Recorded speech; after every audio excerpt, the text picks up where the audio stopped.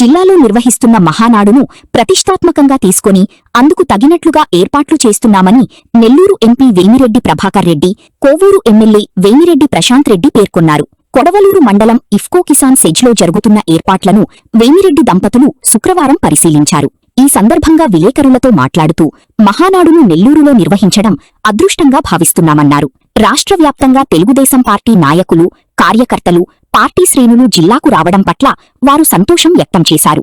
ఈ కార్యక్రమంలో మంతన Satyanarayanaraju, zonal coordinator, ముఖ్యమంత్రి గారి టూర్ కోఆర్డినేటర్ బివి వెంకటరాముడు, రాష్ట్ర మీడియా సమన్వయకర్త, రాష్ట్ర కార్యదర్శి Roop Kumar Yadav, Nellore deputy mayor Mavidala Madhu, Telugu Desam party Nellore నగర అధ్యక్షులు మరియు తెలుగుదేశం పార్టీ ముఖ్య నాయకులు, కార్యకర్తలు తదితరులు పాల్గొన్నారు.